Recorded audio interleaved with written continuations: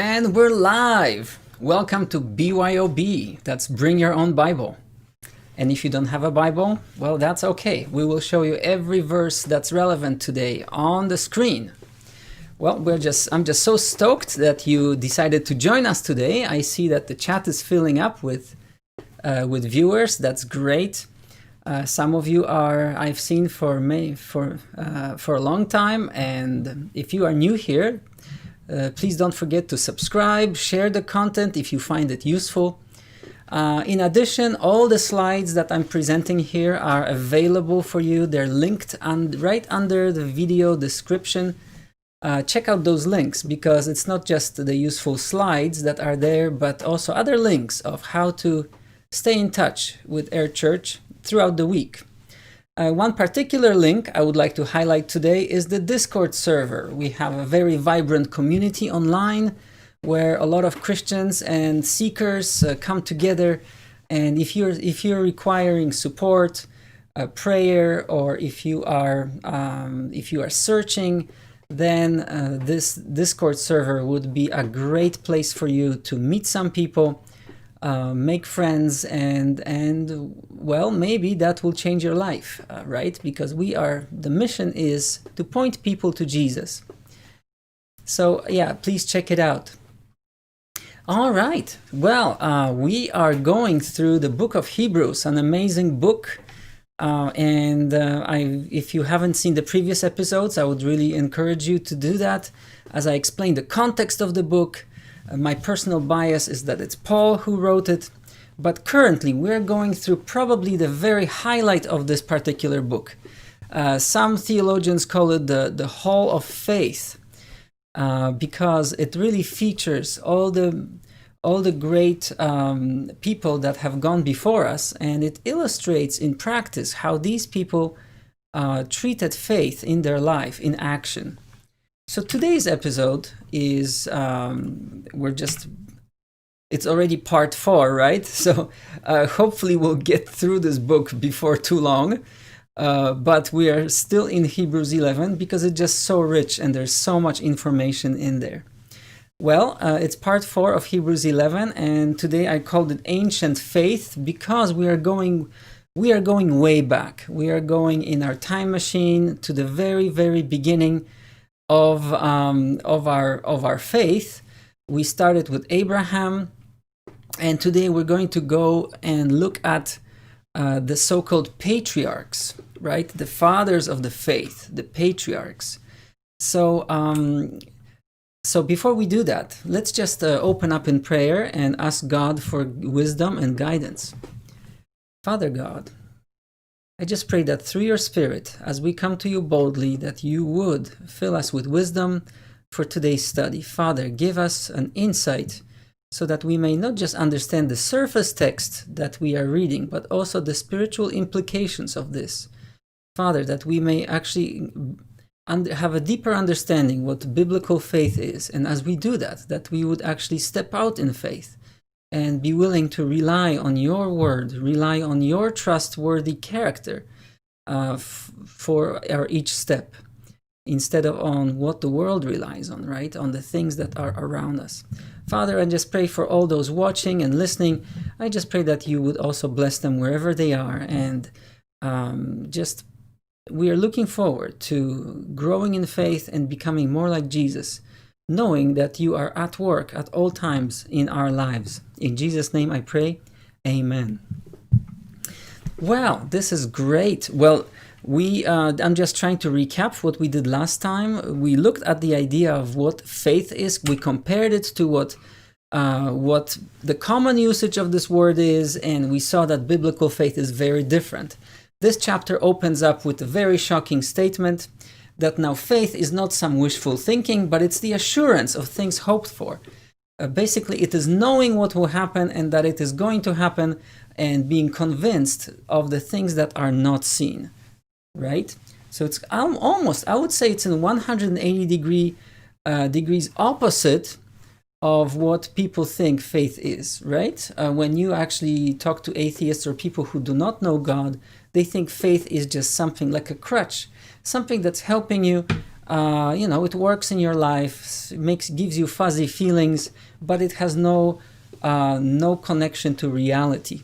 And they are so wrong, right? And then there was this sharp contrast, which we actually looked at in the life of Abraham last time, where the scene, the circumstances around him were against him. He was an old man, his wife was barren, she was beyond the age of being able to conceive a child, even though, she was barren, so that's a double problem there. And finally, through various circumstances, God gave him a son, Isaac, the son of the promise. And so we see the sharp contrast between the seen and the unseen. We see that the seen is temporal, fleeting, and it's deceitful if we rely on it, because it changes all the time. And the unseen is things like God's promise, God's word. That thing stands forever. It is lasting, it's true, and that's the real reality, okay? It's not what we see that's real, but it's what we actually cannot see. The unseen is our reality, and it is certain. So faith in God or hope in God is really certainty, because God does not change, and his integrity stands, for its...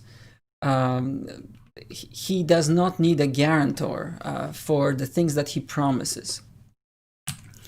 Well, we see the two. We see the contrast between what we see and what we do not see, and yet we rely on it, and then we act on it. And we saw Abraham was a prime example of that, and today we will see its continuation. So let's just jump back into Hebrews. Hebrews 11, verse 6. And without faith it is impossible to please him. For he who comes to God must believe that he is, and that he is rewarder of those who seek him. So I would really like you to remember this verse, because this is the only thing that God really requires. He requires our trust. And trust means that we know who God is, and that we understand that he is benevolent God, loving God, and that he is going to reward those who seek after him, who seek him, right? So those two things are what faith is, and we cannot please God apart from it. So that is really step one. Today we are starting from verse 20, where the writer is trying to make a strong case. The writer of Hebrews is writing to inhabitants of Jerusalem in 1st century AD, and he's trying to make a strong case for them, so not to slip away from relying on Jesus, relying on the new covenant 100%, and he wants them to not to slip back into legalism and formalism that they were a part of. So he says in verse 20, by faith Isaac blessed Jacob and Esau, even regarding things to come. So just to give you a little bit of a background story here, you have some new names here, Isaac, Jacob, and Esau. Well, I think we should investigate who these people were. So what about Isaac? What do we know about Isaac? Well, of course, we know that he was this child of promise, of God's blessing, right? The channel through which God was going to bring forth the Messiah. And we know that he was a man of faith. He believed. Like, he was really the witness. Remember, Abraham was about to sacrifice Isaac, and God provided a substitute offering, which really speaks of Jesus, right? Prophetically. So he had some faith. Obviously, he had faith in God. But other than that, there's not that much information in Genesis about Isaac. What we know is that he had a wife, and his wife was, let's just say, she was a kind of a manipulator and a schemer. She tried to kind of manipulate the family later on as the sons were born. There is some kind of, that's the thing about the Bible. It's very candid. It does not paint everything in rosy colors, but it actually presents all these biblical characters as real people with all their flaws. So Rebecca had some flaws in her character. And then, of course, the son, Esau, He was a wild man. He was fleshly. There's nothing spiritual about him whatsoever, as if you read his description. He was also kind of not very sharp, not really intelligent, or that's the kind of impression that we get from by reading the narrative. And then, of course, there's Jacob, and Jacob is also someone who is a trickster, someone who deceives, or he manipulates. Perhaps he gets it from his mother, who knows? But that is basically what we see. So it's not a pretty picture. So what I want you to notice is this kind of what we see is from this amazing man of faith, Abraham. We are looking now at the sort of like a descent of the knowledge about God is kind of being lost. The faith itself is being muddled, and basically these people they have their own flaws, and they're struggling with their own flesh, just like we are today. So that makes it kind of, in both ways, makes it interesting, and at the same time makes it real. These are real people. And of course we know that both Rebecca and Isaac were practicing favoritism in the family. Obviously, Isaac preferred the hunter son who would bring home venison, right? And he was obviously well developed and things like that. But the mother would prefer Jacob, who stayed home and kind of was cooking, helping her cook and stuff like that. Okay, so she preferred the cook. And that is obviously not a biblical thing to do. To show favoritism, obviously, it sparks jealousy in the family. It is unfair. Obviously, the one that you favor is going to. There's all kinds of temptations coming into play here when you show, as a parent, if you show favoritism to your kids. So just a word of caution. Well, then in verse 21, we read that by faith, Jacob, as he was dying, let me just go back to this verse where he's blessing. There's an episode where Jacob, even though he messed up in many, many ways, he pronounces a prophetic blessing at the end of his life, near to the end of his life, and he basically says that out of these two kids, two nations would arise.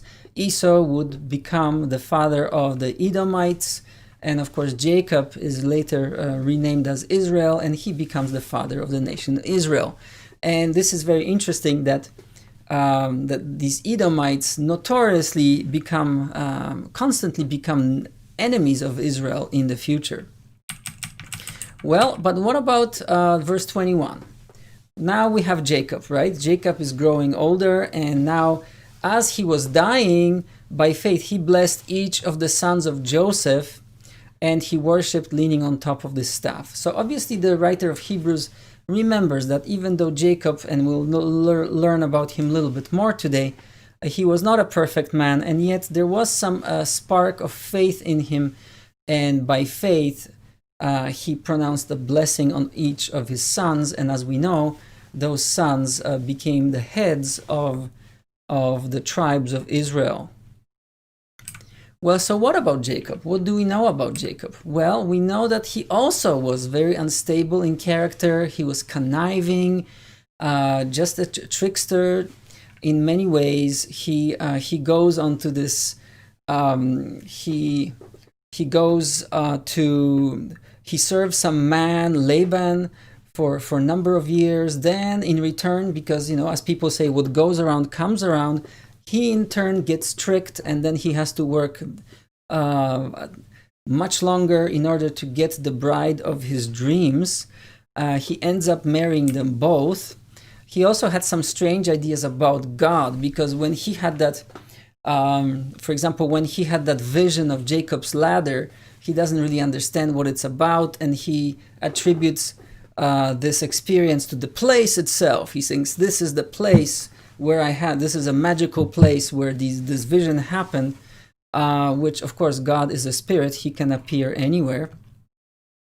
And then, of course, in his family, he also practiced favoritism, which really caused a lot of suffering to all around.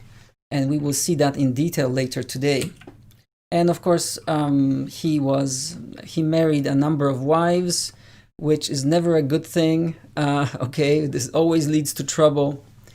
Sooner or later, there was jealousy and division in his family because of that, for that reason. So then, as a parent, well, he could say from the outside, he looks like a failure because he raised these 10 disobedient sons who were completely unruly. Not only that, they were committing crimes. They were probably pillaging and even raping, doing stuff that, it's really unthinkable. And it seems like the father role is missing in their lives. It's not shown that he disciplines them in any way. So, there are some lessons here for us to learn about parenting. Unfortunately, negative lessons from Jacob. However, we know that, so as we are observing this gradual descent of the knowledge of God and the faith is weakening from Abraham down to Jacob. However, for some reason, we have this next character arising. His name is Joseph. And now this guy is really amazing. He's really a man of God. So somehow Jacob must have passed on this knowledge to Joseph. It is really unclear how. However, Joseph knew God, or had the knowledge of God in him as he was growing up.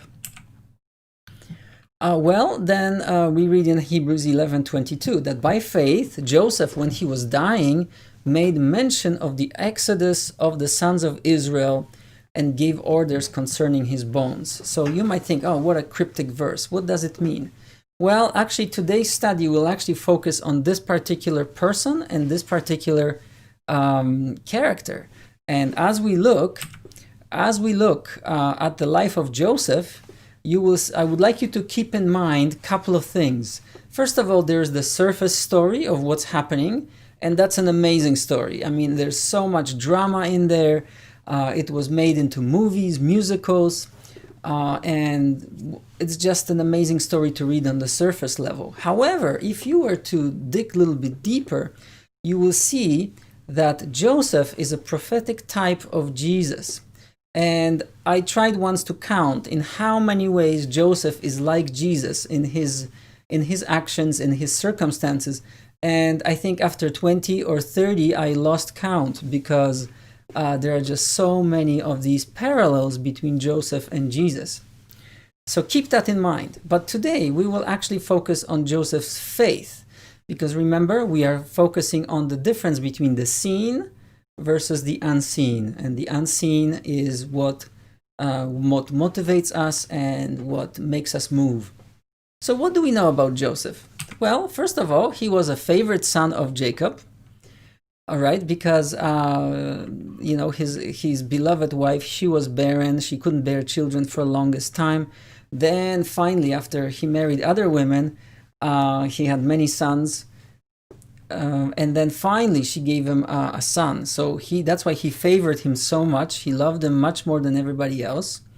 And we know that Joseph was really sharp. Like, he was really intelligent. He had he was also charismatic. So you can just imagine like a typical maybe a valedictorian student, right? He would be everywhere. Probably he was eloquent. He was generally, you couldn't hate Joseph for his character anyway. He was smart, charismatic.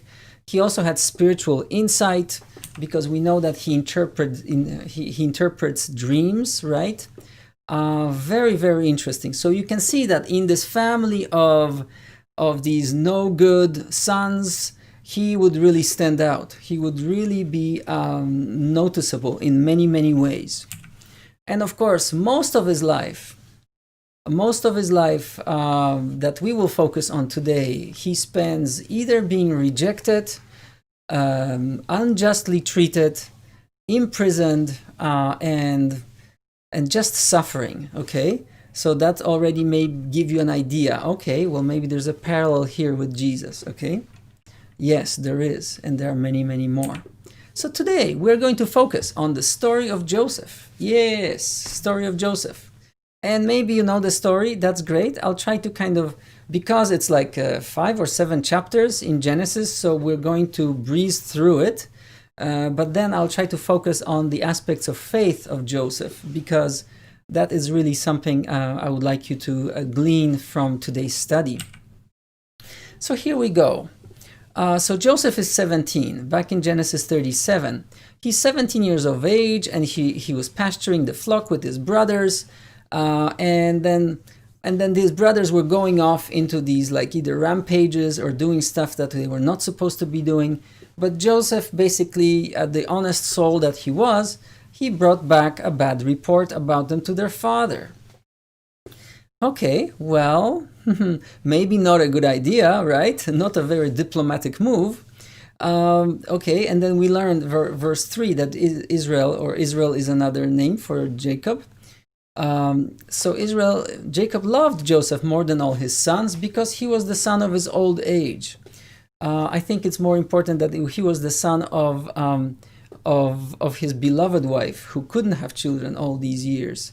And of course, he was also old age as well. So it's sort of like, you know, when grandparents spoil grandkids, maybe they're in their different stage of life. And this is exactly what Jacob is going through. And he made him a special, well, this is called vari-colored or dyed in many, many colors, a shirt. Okay, so he basically, so everywhere Joseph went, everybody could see, oh, he's special because he's not just wearing regular clothes or dirty, shepherd's clothing, but he has this special shirt, which made him stand out. His brothers saw that their father loved him more than all his brothers, and so they hated him and could not speak to him on friend. I mean, they hated this guy, okay? And here he comes and he even snitches on them, all right? Do you see what I mean? This is just calling for some disaster. Then Joseph, okay, what makes things worse is that Joseph had these dreams. So Joseph had a dream, and then he told this dream to his family, right? He says, okay, listen to this dream which I had. For behold, we were binding sheaves in the field, right, after the harvest, and lo, my sheaf rose up and also stood erect. And behold, your sheaves gathered around and bowed down to my sheaf. Okay, wow. Maybe, again, not a greatest idea to share this dream, but, he just speaks his mind. Well, then his brothers said to him, are you actually going to reign over us? Because they understood the symbolism of it, right? The sheath of Joseph was standing upright, and all the other sheaves would bowing down to him. So what are you saying? Are you better than us? Are you really going to rule over us? So they hated him even more for his dreams and his words. Now he had another dream. Okay, so this was just kept occurring.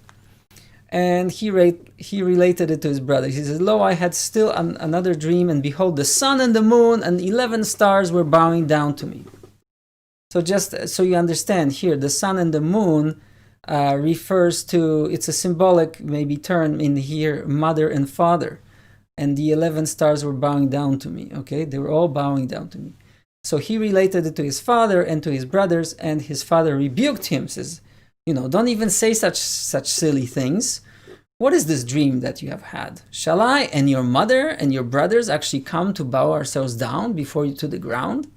Okay, so I think there's more happening here than we are told. Obviously, they knew that these dreams were being kind of symbolic of his entire family bowing down to him, right? So they had that clear understanding. Isn't that interesting? Well, the only problem with these dreams was that they were prophetic.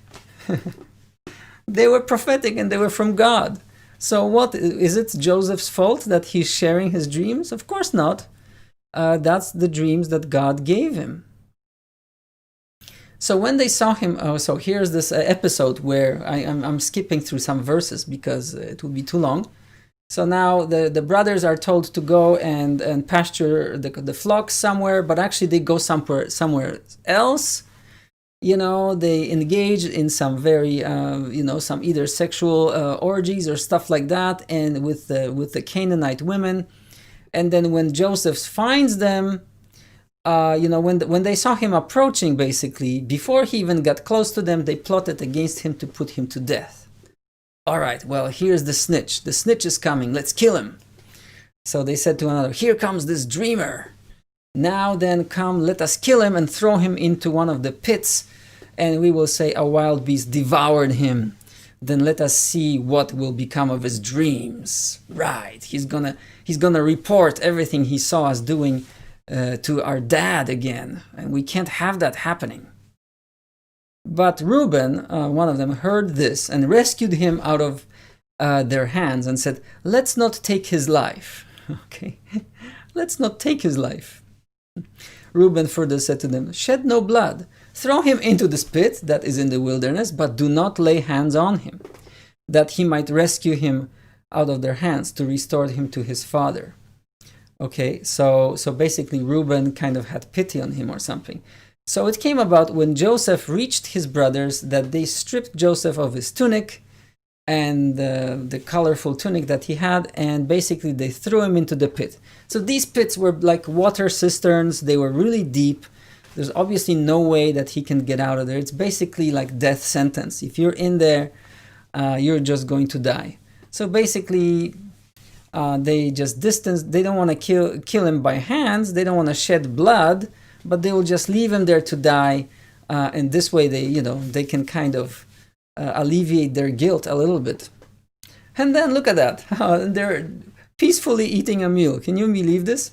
Then they sat down to eat a meal, and as they raised their eyes and looked, behold, a caravan of Ishmaelites was coming from Gilead, with their camels bearing aromatic gum and balm and myrrh, on their way to bring them down to Egypt. Okay, so these are traders, Ishmaelites.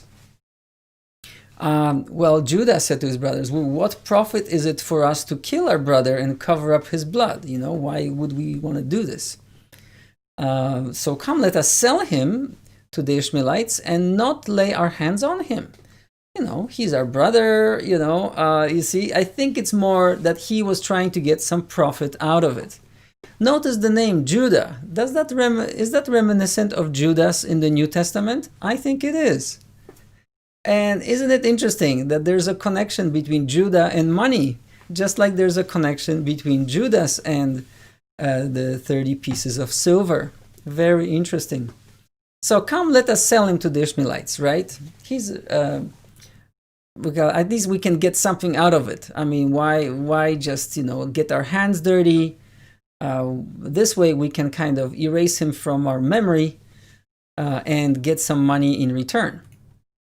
So they took Joseph's tunic, his colorful shirt, and slaughtered a male goat and dipped the tunic in the blood. And they sent the varicolored tunic and brought it to their father and said, "We found this. Please examine it to see whether it is your son's shirt or not." Just look at this deception. I mean, this is just mind-blowing, okay? They just give it to their father and say, "Okay, just can you just confirm, is this his shirt or not?" Well, then Jacob examined it and said, "Oh yes, it is my son's tunic. A wild beast devoured him. Oh, Joseph has surely been torn to pieces." So Jacob tore his clothes, which was basically a gesture in that culture of mourning and extreme anguish, and put sackcloth on his loins and mourned for his son many days. So look, they were satisfied with their father going through all this suffering. So that just tells you about the moral standing of these characters as the story develops, right? This is what we have to work with here. Well, but meanwhile, Joseph had been taken down to Egypt now, and Potiphar, an Egyptian officer of Pharaoh, the captain of the bodyguard, bought him from the Ishmaelites who had taken him down there. So basically, a slave market. Potiphar, which is a very high-ranking dude in the Pharaoh's court. He's the captain of the bodyguard. I mean, that's, great. And he sees this young man. He says, "Okay, by the way, Joseph is around 17 right now. 17 years old. He says, okay, well, let's train him to be a servant in our house. And the Lord was with Joseph, so he became a successful man. And he was in the house of his master, the Egyptian. And now his master saw that the Lord was with him, and now how the Lord caused all that he did to prosper in his hand. So it's not saying that that Potiphar believed in the God of Hebrews. It basically means that Egyptians were very superstitious, and they were just looking at, okay, well, everything that Joseph is doing is prospering. That means that gods must be blessing this young man. So do you see what I mean? That's what it's saying.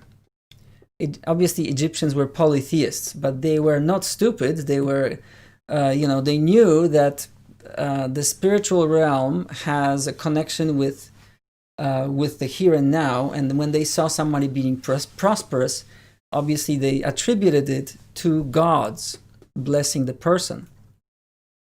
So Joseph found favor in his sight and became his personal servant. And he made him overseer, the Potiphar basically, made him overseer over his house. And all that he owned, he put in his charge. I mean, just imagine, now this servant is actually, he's signing checks, he's ordering food, he's telling people, okay, it's time to change furniture, it's time to order this, get that, okay, organizing parties, things like that. Joseph has a really cushy position here. It sucks that he's a slave, but really he is put in charge of the entire household of Potiphar. And of course, Potiphar is busy with his job and stuff like that. Well, but it came about from that time he made him overseer in his house and over all that he owned, that the Lord blessed the Egyptian's house on account of Joseph. So listen, not only what Joseph is doing is prospering, but actually Potiphar is getting rich. He's getting blessed in many ways because of Joseph's actions. So thus the Lord's blessing was upon all that he owned in the house and in the field. So he left everything he owned in Joseph's charge. Okay, Joseph, you run the household. I mean, yeah, you're such a great dude. And with him, he did not concern with himself with anything except the food which he ate. All he wants to do is come home and, maybe an occasional report from Joseph how things are going, but he doesn't have to trouble himself with the nitty-gritty of daily life. Now, Joseph was handsome in form. Wow, okay, not only was he sharp, intelligent, but he's also, a handsome dude here. Handsome in form and appearance. It came about after these events that his master's wife looked with desire at Joseph, and she said, "Lie with me." It seems that these Egyptian women really preferred the direct approach. "Lie with me," she says.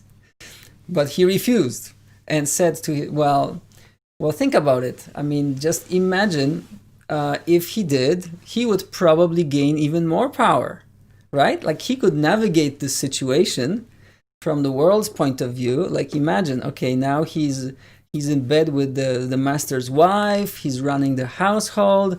I mean, just think of the privileges and all the power he could get if he actually had done it. But he refused and said to his master's wife, "Behold, with me here, my master does not concern himself with anything in the house, and he has put all that he owns in my charge. There's no one greater in this house than I, and he has withheld nothing from me except you, because you are his wife. How then I could do this great evil and sin against God?" Notice, Joseph, even though he's being mistreated and his character remains upright, he's not saying, okay, I'm going to sin against Potiphar, but he sees that such an action would be a sin against God. Very interesting. So I'd like you to maybe notice that, because sometimes we think, okay, well, it's enough if we just confess our sins to one another. Well, just a second. If you are hurting another person, you are actually hurting the image of God in that person. You are sinning against God. Okay, this is an important lesson. So as she spoke to Joseph day after day, so just imagine, it was like It was every time Joseph would serve food or he would be going around, she would just try to maybe grab onto him and she says, okay, lie with me. Wow, just an amazing situation here. He did not listen to her to lie beside her or be with her. So he was avoiding her basically because of that reason. And now it happened one day that he went into the house to do his work and none of the men of the household were there inside. Wow, okay, now we have a heated situation. She caught him by his garment, saying, lie with me. And he left his garment in her hand and fled. So basically, she just grabbed a hold of him. He says, okay, this is it. Here's our chance. Lie with me. And he, tried to twist himself away from it. And basically, all she had left was his shirt. So he basically fled shirtless. He ran outside. Okay, well now, never underestimate this kind of when a woman is mistreated like this, or she thinks she's mistreated. Look at her reaction when she saw that he had left his garment in her hand and had fled outside. She called to the men of her household and said to them, "See, he," means Potiphar, "my husband, that my no good husband, he had brought this Hebrew for us here to make sport of us. Look at that. He came in to me to lie with me, and I screamed." Really? Okay. Now you're screaming. Okay, when he heard that, he means Potiphar. Not Potiphar. When he heard that I raised my voice, when Joseph allegedly heard that I raised my voice and screamed, he left his garment beside me and fled and went outside. Okay, well, why would he leave his garment beside him? It doesn't really make sense, right? A little bit. But anyway, that's her story.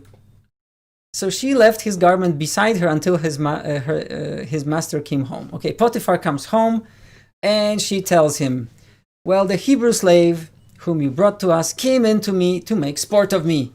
And as I raised my voice and screamed, he left his garment beside and fled outside. Okay, so remember, when you are making up a fake story, this is something that in police detectives always look for. When the story is always repeated in the same words, it usually means it is fake. Okay, it is prepared in advance. So it seems like, yeah, she's just repeating her story. She has all the facts supposedly, and basically, yeah, that's what she's relaying to Potiphar. Now, when Potiphar heard this, he just lost it. Okay, his anger burned. Okay, so Joseph's master took him and put him into the jail, the place where the king's prisoners were confined, and he was there in the jail. Now let's pause here and let's think about it. Okay, for this kind of crime, Joseph would have been executed. Okay, for sure. People get executed for trivial things in Egypt. Okay, now for doing this to his. So I think, this is just reading into the text, but what I think is, first of all, Joseph really knew Potiphar really knew the character of Joseph. And I think that somehow, probably Potiphar trusted Joseph's story more likely than his wife's story. But in order to save his face, he needed to put Joseph in jail. But he didn't have him executed. And I think that is very interesting. I think it is because of the upright character of Joseph and the way he served Potiphar. It is, and maybe the character of Potiphar's wife was all shady. I believe this is one reason why Joseph was not executed on the spot for doing this. All right, so wow. So here's the story. Here, Joseph is doing everything right. He hasn't done anything wrong. Hint, hint, prophecy. Okay, this is just imagine, it's a mirror of life of Jesus. Okay, he hasn't done anything wrong, and yet he's falsely accused, and he's thrown into jail. But we see, verse 21, that the Lord was with Joseph and extended kindness to him and gave him favor in the sight of the chief jailer. So listen, he's going from Potiphar's household, where he was put second in charge. Now he's going into jail, and now it is clear to the jailer that this boy has some good, he's not only has integrity, but he has some excellent administrative skills. So the chief jailer committed to Joseph's charge all the prisoners who were in the jail, so that whatever was done there, he was responsible for it.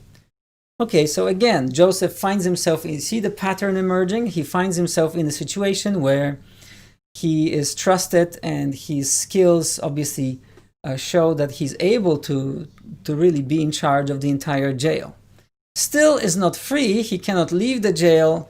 Probably the conditions are not that great, not as great as at Potiphar's house, but he rises to the top again because of his character. The chief jailer did not supervise anything under Joseph's charge because the Lord was with him. Again, we could see that Joseph's character shines here. And whatever he did, the Lord made to prosper. Skipping to Genesis 40. Then it came about after these things, the cupbearer. So here's the situation. I was talking about people being executed for more trivial things. Here's the cupbearer and the baker from the king's court, from Pharaoh's court, end up in jail. Okay, interesting characters are end up in jail. And the Pharaoh was furious with these two officials. Maybe he was in a bad mood, or maybe they spilled wine on him. Who knows? The chief cupbearer and the chief baker, they found themselves in disfavor. So he put them in confinement in the house of captain of the bodyguard in the jail, the same place where Joseph was imprisoned. So then what happens is that these two guys get a dream, prophetic dreams. And then Joseph basically interprets the dreams. One guy gets released, and the other one guy gets, the result of his dream is that he would be executed. And it actually comes to pass. The guy gets executed, the baker gets executed, but the cupbearer is released from prison. So Joseph now is saying in verse 14, now please keep me in mind when you are back at Pharaoh's court. Please keep me in mind. Just put in a good word for me. To the Pharaoh, just mention me to the Pharaoh, okay? Because I'm here unjustly in this jail. I'm rotting in the cell for no reason. And verse 15, for I was in fact kidnapped from the land of the Hebrews, and even here I have done nothing that they should have put me into the dungeon. Okay, so here is maybe an opportunity for Joseph to get out of jail if this cupbearer could just mention Joseph to the Pharaoh or to someone who could do something about it. Someone who should look into this case. Why is this man in jail? Right? There's no sentence. It's indefinite. How long is he going to be there? Well, we read in verse 23 that the chief cupbearer did not remember Joseph, but forgot him. And you can imagine how this happens, right? I mean, he goes back to Pharaoh's court. He has his job back. Things are well, he's focusing on his job. Well, who cares about that Hebrew rotting in prison, right? So listen, here's the thing. Now just imagine, Joseph thinks here, the cupbearer is going to say something, I'm going to get out of prison soon, things like that. Unfortunately, that's not the case. 2 entire years go by, okay? Day after day, Joseph is in the cell, thinking to himself, what is going on? So try to put yourself in Joseph's shoes. How would you feel? How would you feel if this happened to you? So just imagine, you have been for 15 years since he was kidnapped and sold into slavery. Now he's around 32 years of age, and now just imagine, just from one misfortune to another, he doesn't have his freedom, he's away from his family. This really sucks. I mean, life sucks, right? I mean, now I'm in prison. What are my prospects? Like, what is going to happen here? Sure, this could be probably the very pit of despair. If I were Joseph, I think I would be despairing at this point.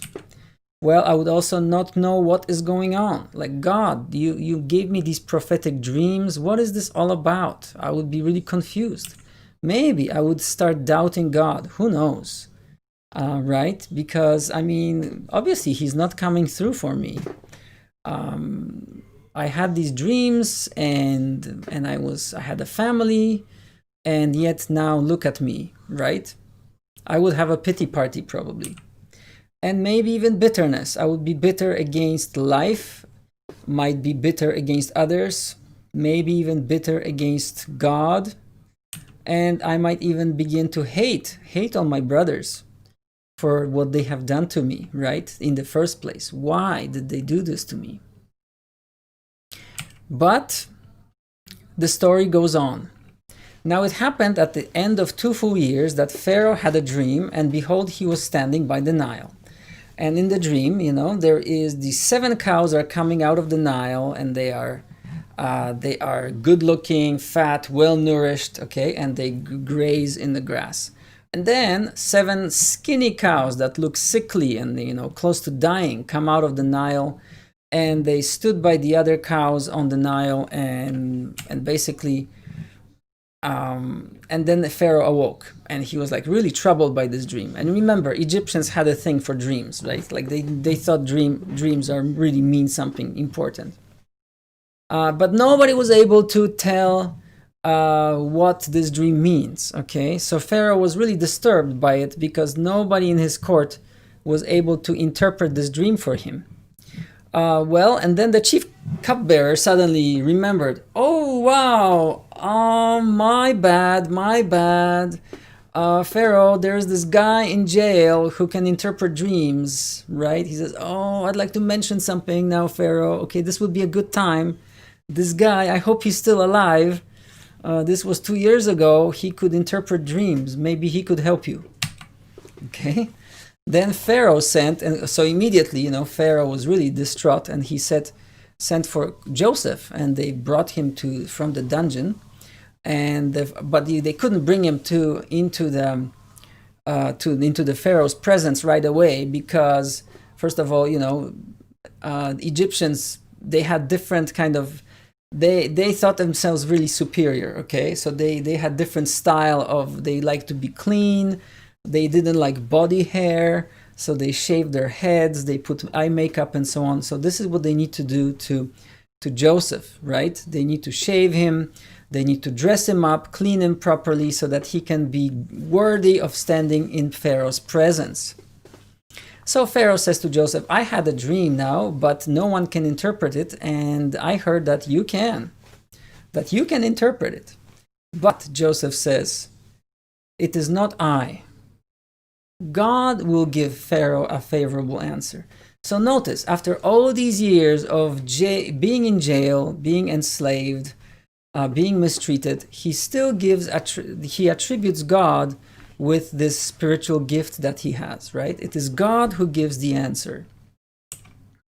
So now Joseph said to Pharaoh, Pharaoh's dreams are one and the same. So there are a couple of dreams, and he says, well, listen, they all mean one thing. This is what it is. The 7 cows are 7 years of the 7 good years, right? Where there will be lots of crops, there will be plentiful food and things like that. And the ugly cows are the 7 years of famine, where there will be no crops and there will be no farming whatsoever. So what to do now? Okay, here's this big question. Okay, well, Pharaoh seems to be satisfied with this explanation. Yeah, that makes sense. Yeah, obviously, yeah, right. Now I can look back at it. I see, yeah, that's what it means. Good. Now what to do now? What to do? So Joseph says, well, what you need is you need to choose a leader, get someone who has the skills for organizing people, and then as those good years come, you're going to collect extra grain and you're going to store it in the silos. And then as the famine approaches, then you will have more than enough food for all your people, and even you'll be able to sell it to the neighboring countries. Wow, amazing plan. Well, what do you know? Pharaoh actually liked this proposal. He says, yeah, this is brilliant. This guy knows what he's talking about. And he says, well, can we find men like this? In whom is a divine spirit? See, Pharaoh, again, being superstitious or spiritually attuned to, just like all Egyptians were, just like Potiphar, remember, he saw that God was blessing Joseph. In the same way, say, can we find someone who is filled with with the divine spirit. Right? So Pharaoh said to Joseph, well, since God has informed you of all of this, there's no one so discerning as wise as you are. Well, you should be in charge of this project. Right? I'll make you in charge of this project. Yes, I'll make you in charge of all my house. And according to your command, all my people shall do homage, and only in the throne I will be greater than you. So listen, notice this pattern. This is for the third time. Suddenly, wow, look at this change. From the depths of a dungeon now to being second in command of Egypt. This is unbelievable. What an amazing, amazing story. So just imagine, do you think Joseph knew? No, he didn't know. He didn't know this would happen. And yet he was holding on to faith. He was holding on to the unseen, to that little still voice, and to the prophetic dreams that God gave him when he was a youth. Right? That's all he had to hold on to. So let's switch our focus to Canaan.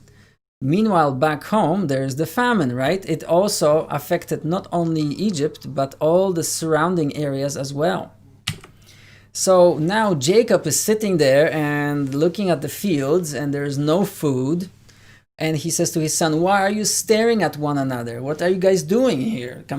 You're just sitting idle. We're going to die here, guys. He says, behold, I have heard that there's grain in Egypt. So go down there and buy some for us, so that we may not die, okay? Go to Egypt and buy some grain. We have some money, so take what we have and we'll buy some grain from the Egyptians. Then the 10 brothers went down to buy grain from Egypt. But Jacob, this is interesting, but Jacob did not send Joseph's brother Benjamin with his brothers, for he said, I am afraid that harm may befall him. Isn't it interesting? Now remember that his beloved wife gave while Joseph doesn't know this brother because he was born after Joseph was gone or kidnapped. This Benjamin was born from the same mother, and she died in childbirth. So this son was really, really precious to Joseph. So he says, I'm not sending this boy because I probably by that time he realized that he couldn't trust these boys with anything. So he couldn't trust them either with Benjamin's life. So he would not send Benjamin with them. So the sons of Israel came to buy grain among those who were coming, for the famine was in the land of Canaan also. Right. Now Joseph was the ruler over the land, right? I mean, he was the dude to go to if you wanted to buy grain, right? And Joseph's brothers came and bowed down to him with their faces to the ground. Okay, wait a minute. Is this one of those prophetic dreams now for being fulfilled? I mean, all of the brothers, remember the sheaves of wheat? They are all bowing down to him to the ground. Interesting, very interesting. When Joseph saw his brothers, he recognized them right away, but he disguised himself to them and spoke to them harshly. So obviously the appearance of Joseph was very different. He was, shaven bald like an Egyptian. He had the eye makeup, the facial makeup, and he was wearing a tunic, Egyptian tunic and things like that. And of course, and he spoke Egyptian. He did not speak their language. So when he spoke to them, he spoke through a translator, as we will find out later. And he said to them, where have you come from? And they said, from the land of Canaan, to buy food. But Joseph had recognized his brothers, although they did not recognize him. Joseph remembered the dreams which he had had about them and said to them, you are spies. You have come here to look at the undefended parts of our land. Basically, you just want to see how our fortifications are laid out. Probably you have army waiting there in the desert, just waiting to strike and take our food from us. You guys are spies. But and then he locked them up for 3 days. Okay, so just imagine, he's considering now what to do with them. Now he has them in jail 3 days. He's thinking, what am I going to do with these guys now? And then after 3 days, he comes down to jail and he says, do this, for I fear God. He says, yes, I'm a God-believing person, and you must do this. If you are honest men, let one of your brothers be confined in this prison. So you will leave one of yours here behind. But as the rest of you go, carry your grain, the one that you buy, and to your household, and bring your youngest brother to me. Okay, bring your youngest brother so your words may be verified. So by this I will know that you're not spies, you're telling me the truth. And by that you will not die. I will let you go and you'll be fine. And so they did. But as they were talking to one another, and of course, Joseph could understand everything they were saying. They were saying, truly, we are guilty concerning our brother, because we saw the distress of his soul when he pleaded with us, yet we would not listen. Therefore, this distress has come upon us.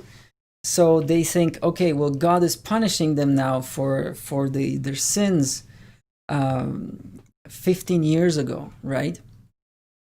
Joseph can hear this and understand everything. And then Reuben answered them, didn't I tell you guys? Didn't I tell you not to sin against the boy? But remember, Reuben is whitewashing himself too, because he just said, let's not shed blood. I mean, he wasn't for rescuing Joseph, but he basically, didn't I tell you? And you would not listen. Now comes the reckoning for his blood. Well, to them, Joseph is dead, right? Well, they did not know, however, that Joseph understood, for there was an interpreter between them. So interpreter looks like, they thought he could not understand because of the interpreter. I hope you understand that point. He turned away from them and wept. So Joseph just was overcome with feeling and he started crying. And then he found a place where he could really, cry all he wanted. And then when he composed himself, he came back to them and he picked one of the brothers there. He says, Simeon, you're staying here, and have him bound. So very in a graphic way, they bound him up in chains and they led him off to prison. Then Joseph gave orders to fill their bags with grain and to restore every man's money in his sack. So this is interesting. He gave them the grain, and he also put whatever money they had for the grain, he put it on top of their sacks. And thus it was done. Okay, and he sent them on their way. Very interesting. So they loaded their donkeys with their grain and departed from there. But maybe not far off, when they were resting, one of them opened the bag, maybe to feed the donkeys or maybe to prepare some meal. He opened the sack and he found the money there. And they were like, what? This is bad. This is bad news, guys. Well, then he said to his brothers, my money has been returned, and behold, it is in my sack. And their hearts sank. Okay, well, they realized that this is a setup. Okay, now, anytime now, the cops are going to come and they're going to arrest them all for stealing, and this is over. They were framed. This is it. They were framed. And they say, what is this that God has done to us? So interesting. They recognize divine hand in this, but they do not recognize how God works. Very interesting. So they are blind in a way, but they recognize God is at work. They just don't understand God's character. Their father Jacob, and so now Jacob, they go home and they tell all this. Look, there's the grain, but there's also the money here. Oh, what are we supposed to do with this? I mean, this is really bad. Well, their father Jacob, and they told him, they want to see Benjamin. They want to see Benjamin. Otherwise, we are kind of, we are doomed in Egypt. There's no way we can ever show our faces there again. And Simeon is in jail, right? So their father Jacob says to them, you have bereaved me of my children. Okay, Joseph is no more, and Simeon is no more, and now you would take Benjamin? All these things are against me. Okay, so just imagine all this pity party that Jacob is experiencing in his old age. I mean, imagine all this stress. He knows that probably Joseph is gone because of his brothers. He doesn't know that they actually sold him into slavery, of course, but he doesn't trust him with Benjamin. And now what is this? What I'd like you to notice here is that this is what Jacob is saying here is the worldly the appearances, the scene. This is the scene part. This is what we see. Everything is going against me. Like, why? God, why are you doing this? This is all going not according to the plan. This is not what I would wish it to be. And he mentions a couple of things here. And he is dead wrong on all of them. So what he's focusing on is the scene. He thinks that Joseph is dead, all right? He says Joseph is gone. That's what he means. And he says Simeon is gone as well. Now he's in prison, in Egyptian prison. He's going to probably die there of some disease. And now we were about to lose Benjamin. Okay, this is it. This is the tragedy of my life. And it's all because of you guys. So he's blaming everybody else. And look, everything that's happening around me is against me, guys. This is all against me. However, in reality, we know that things are completely different. Let's see the unseen. What is the unseen here? In fact, Joseph is not only dead, but he's alive and he's ruling Egypt. He's in charge of Egypt. Simeon is very well taken care of because, I'm sure Joseph made sure that Simeon would have all the possible comforts while being in jail. Okay, so the binding of Simeon, graphic binding, was kind of for show. So Simeon is well taken care of.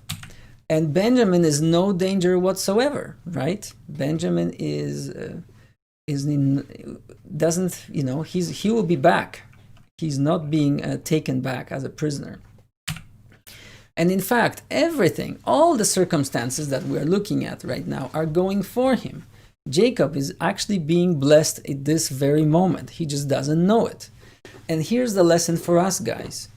God works at all time in our lives, even through things that we think are, the things that weigh us down, that we think, God, what are you doing? Why did this have to happen? Why like that? This doesn't make sense. Oh, now I'm in trouble. Okay, God is working behind the scenes for the good of those, right? He is blessing Jacob in this very moment. In spite of all his whining, in spite of all his negativity, in spite of all his failures, God is about to bless Jacob like he has never experienced that before. So now we fast forward Genesis 43. So now do you see they're not going back to Egypt. Okay, so they're thinking, okay, let's leave Simeon there for a while. I don't know what have happened of Simeon, but we just cannot go back. We cannot go back, right? Because Jacob says, no way, I'm not letting Benjamin go. Which again shows kind of favoritism. He favors Benjamin over one of his sons of the other wives, Simeon.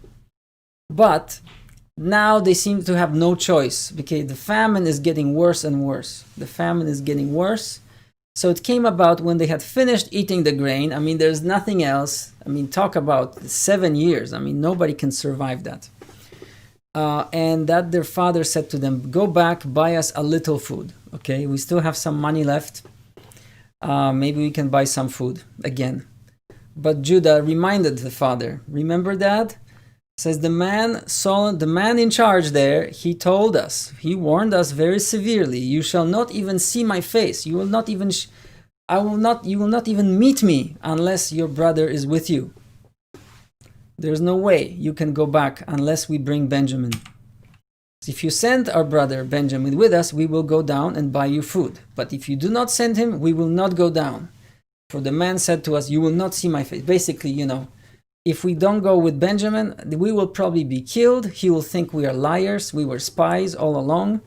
And everything is finished. You need to send Benjamin. Now he has no choice. And Jacob says, all right, well, we're going to die otherwise, right? So may God Almighty grant you compassion in the sight of this man, so that he will release you to your other brother and release to you your other brother and Benjamin. Okay, I hope that he believes your word now as he sees Benjamin. So the men took this present, and they took the money basically, and they took double the money in their hand. So I guess Jacob gave them some special gift. I wonder what he could really offer to the man ruling Egypt. Okay, maybe it was some I don't know what the present was, but it probably wasn't very sophisticated. And they took Benjamin, and they arose and went up to Egypt and stood before Joseph. Oh, the drama. Just imagine what is the tension here in the story. When Joseph saw Benjamin with them, he said to his house steward, "Bring the men into the house and slay an animal and make ready, for the men are to dine with me at noon." So basically he's telling his servants, Joseph is saying, all right, well, bring those men in, we're gonna dine together now.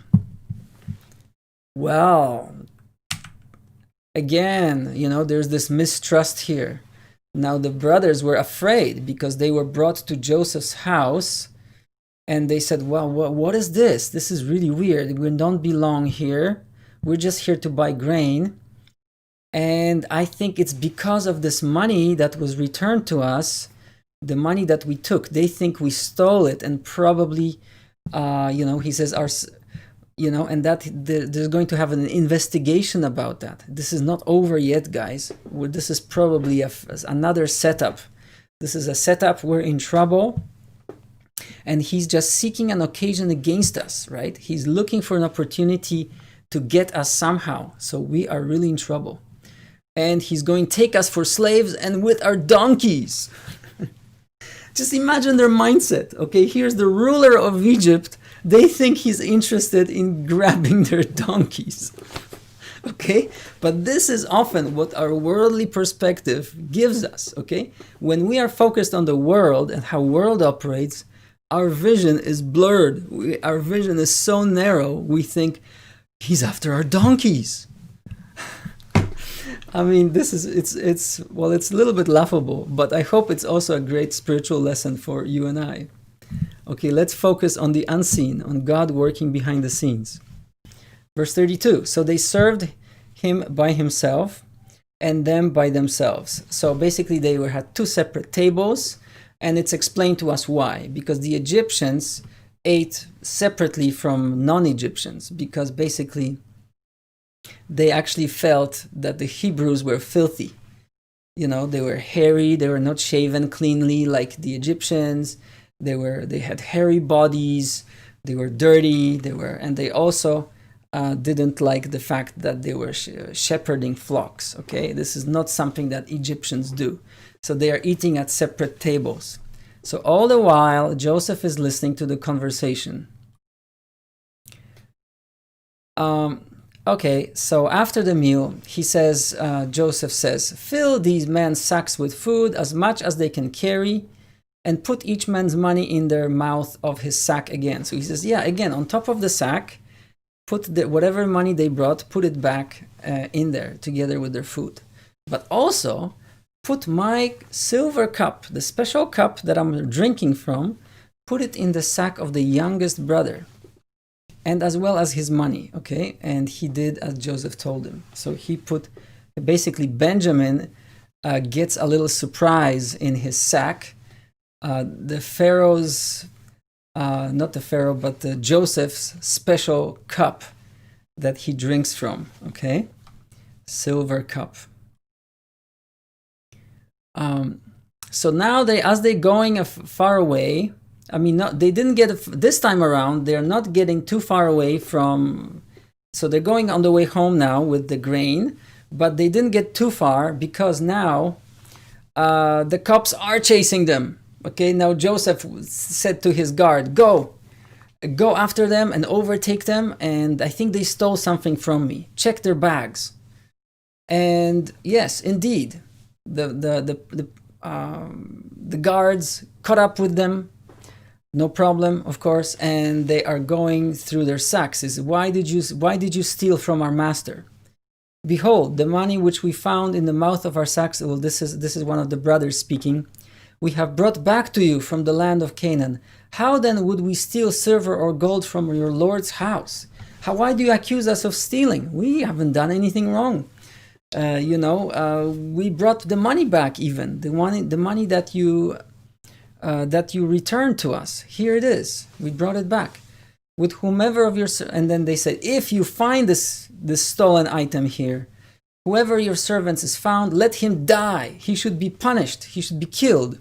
And we also will be my lord's slaves. So the captain of the guard said, okay, well, let it be according to your words. You pronounced your own verdict. Very good. Whoever it is found shall be my slave, and the rest shall be innocent. Okay, so actually the guard has a different idea. I will take only the one who is guilty as a slave back, but the rest of you can go free. And he searched the bags, beginning with the oldest and ending with the youngest, and the cup was found in Benjamin's sack. Whoa! Plot twist. So this time around, the brothers are not like, okay, Benjamin, all right, I think we can just discard you.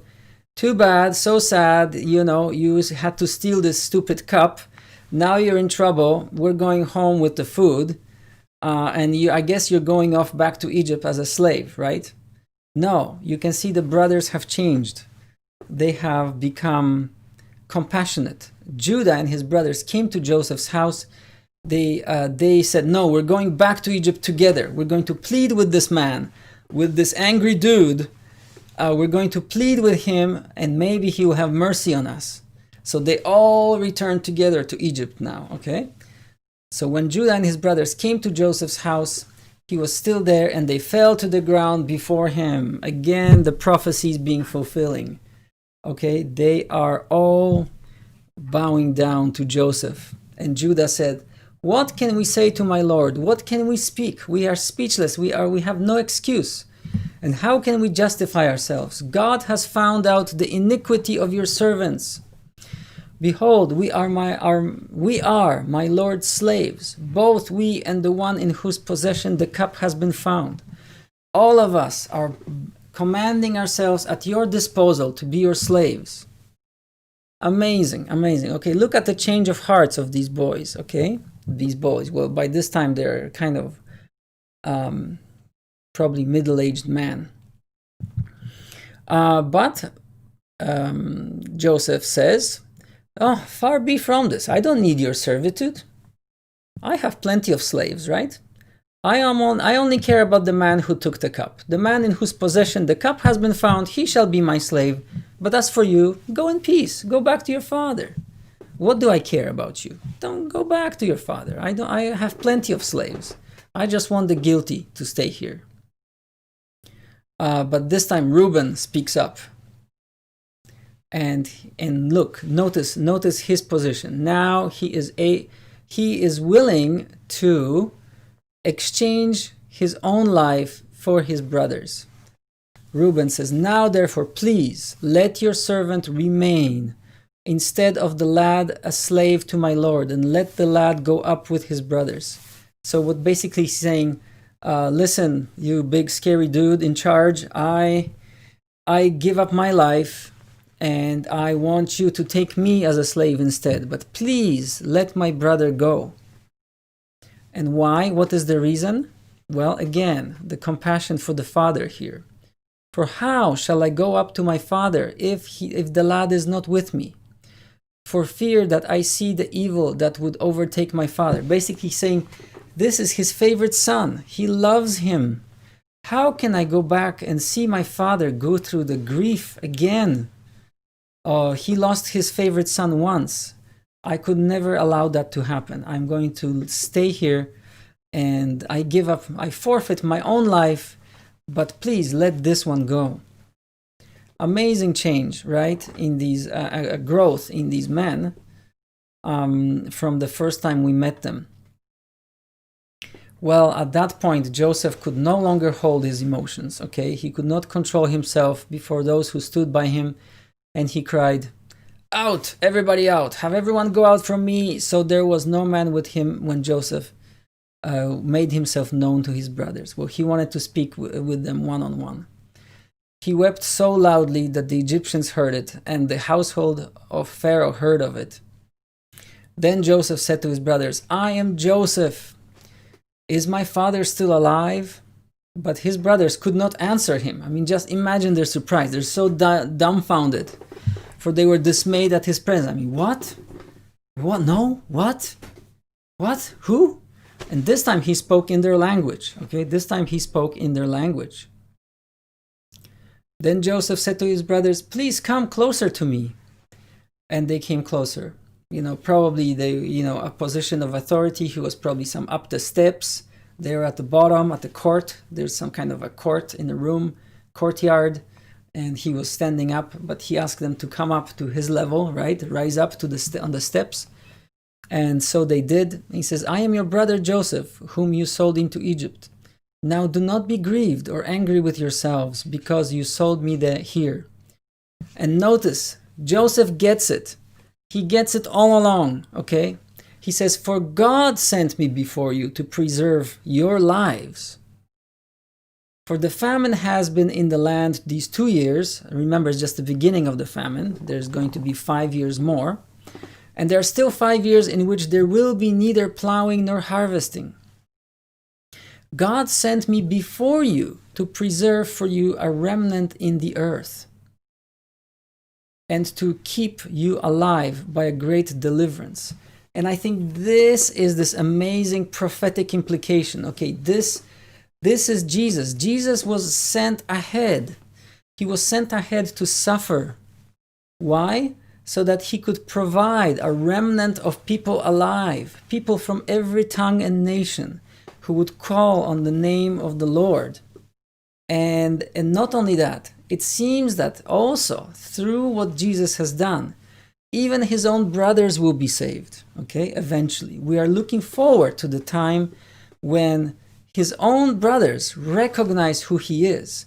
In a moment of desperation, they will come and turn to Jesus in faith, and he will show the same kind of compassion to them, even though they pierced him, even though they rejected him as a false Messiah.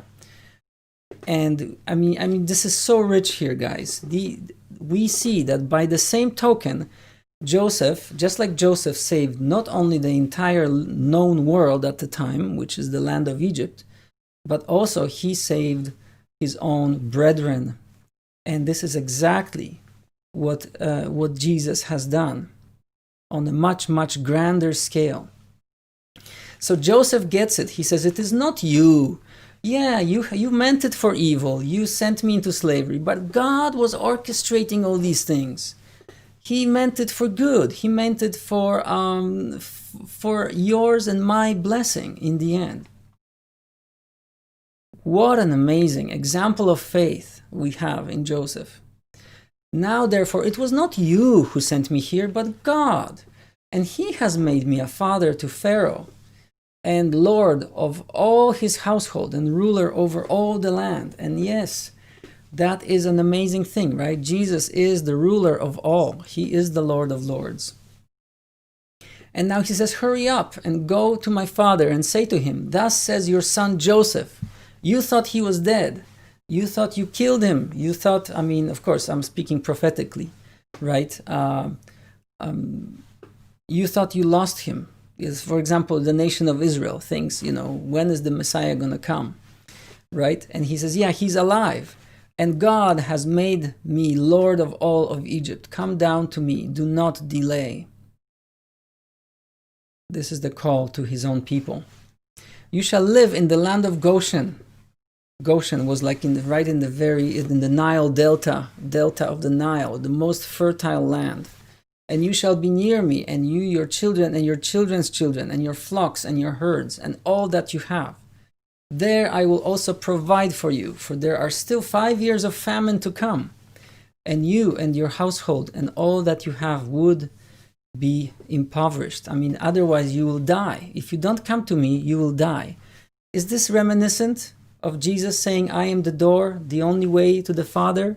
Right? If you don't come to me, you will surely die. That is exactly the same picture here. Well, what is this? So what do we see? The God's outcome, okay? So again, look at the contrast of the scene. If somebody were to look at Joseph's life, they might say, oh man, that sucks. I mean, imagine, being mistreated, your own family rejected you, they sold you into slavery, and then you were falsely accused, put in prison again. All right. However, God had a much higher plan here. So what is God's outcome? Well, the God's outcome here is that Joseph was used. God used Joseph to carry out an amazing plan. First of all, this family that was just, merely surviving in this plot of land now gets transported to Egypt, to the most fertile land where they could keep their herds and their flocks and they could prosper, right? In the next few centuries, God multiplies this family, this little family, whatever they had probably some servants and other wives and things like that, but he multiplies them until they become a nation. They become a nation. Amazing.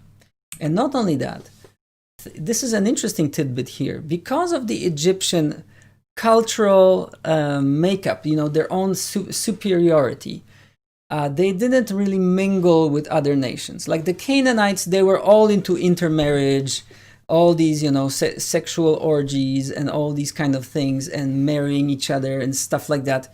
And that was a constant temptation for the Hebrews, because they were always giving in to that temptation. So probably had they stayed there, their national identity would probably be lost. This would be too much of a temptation to bear. And yet by God removing them from there and placing them in a culture that was highly elitist, they are preserved as the Hebrews that they are. Do you see that, guys? Do you see that happening? God is, right now under Joseph, they are under a great position of privilege, right? But we know that as years go by, the Pharaoh changes. Probably they get a Pharaoh that is a foreigner who is not of the same dynasty. He's kind of, in the meantime, the Hebrews are multiplying because God is blessing them there. And now they kind of become a sort of like a threat or a force to reckon with. That's why they have to be enslaved, and so on and so on. But God is preserving their identity. Their belief in the God of Abraham is being preserved, okay, in this new fertile land. Amazing, amazing story.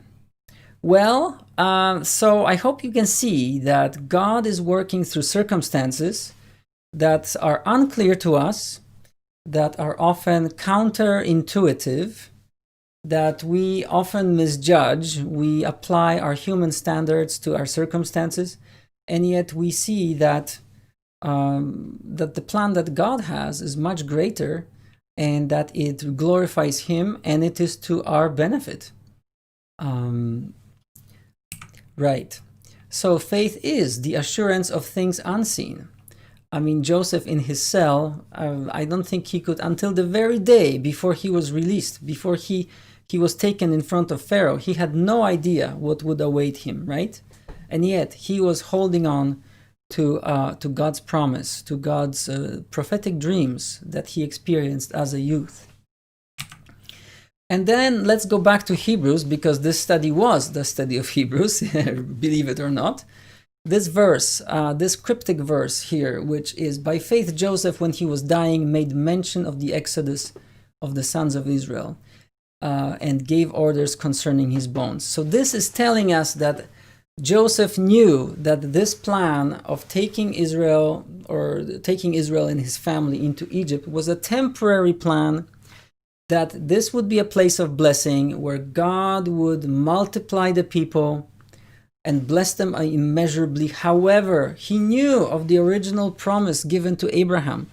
He knew that someday a deliverer would come that would lead the nation of Israel out of Egypt back into the land, And he was so certain of it that he even gave instructions before dying that when he dies, please take my bones with me to the land of my fathers.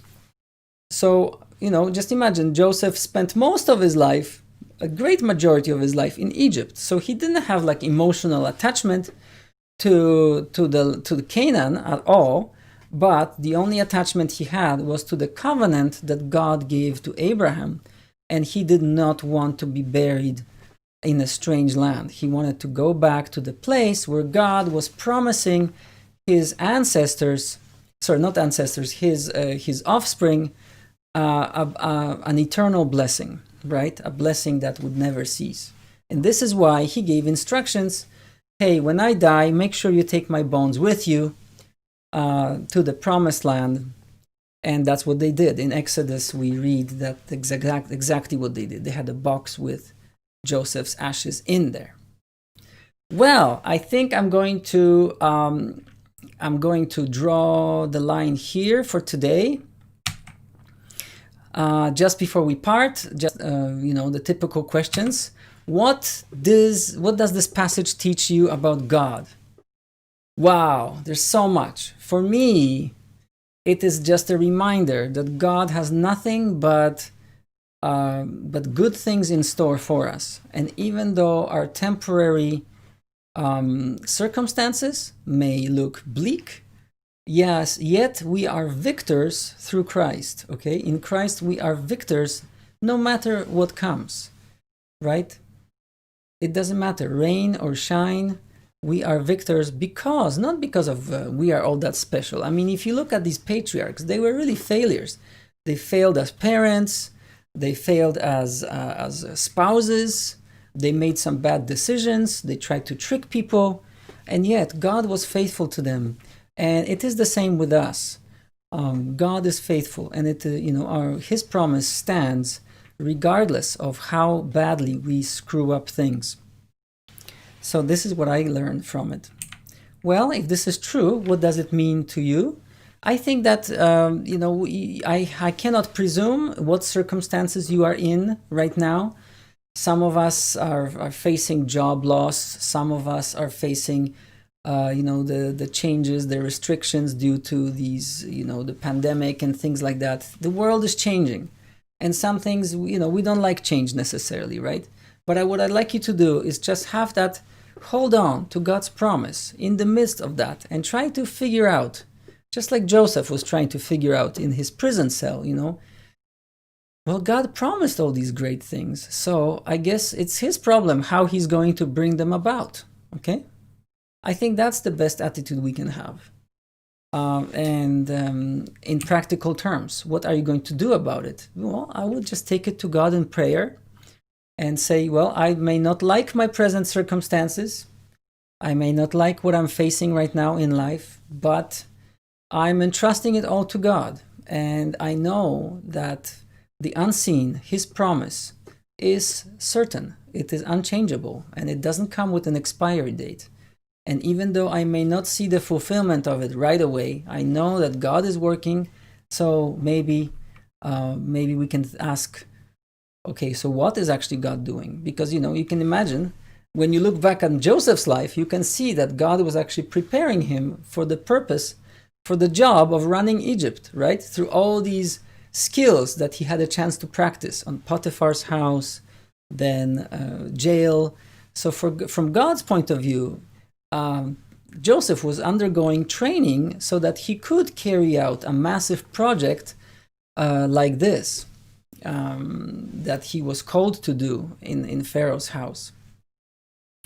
Well, and then if you decide to take some practical steps, maybe less complaining, more trusting God, maybe taking it to God in prayer, I would just pray that you would also share these things, because as we share, God blesses others who hear it, and they say, oh yeah, I know, I'm going through the similar thing.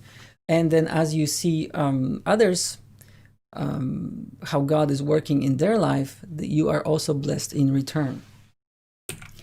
Thank you very much for watching. Before I close, let's just thank God for His amazing word. And So here we go. Father God, thank you for your amazing word. Thank you for the example of Joseph, who not only is a prophetic type of our Lord Jesus, but at the same time, he's an amazing example of faith, focusing on what is unseen and clinging to it in spite of the circumstances. Father, we just rejoice that we have the same kind of promise that Joseph had, and that this faith is real, and that you are going to come through regardless of what our daily circumstances look like. Father, I pray that all those listening and would be blessed as we ponder these things, and as a result that we would be transformed into the image of your Son Jesus. Amen. Thank you, everybody. See you next time. And if you have any questions, make sure to post a comment under the video. Subscribe to the channel, and hopefully we'll see you next time. We will be still in chapter 11, because there's still many exciting things to glean from it. Bye for now. God bless you all.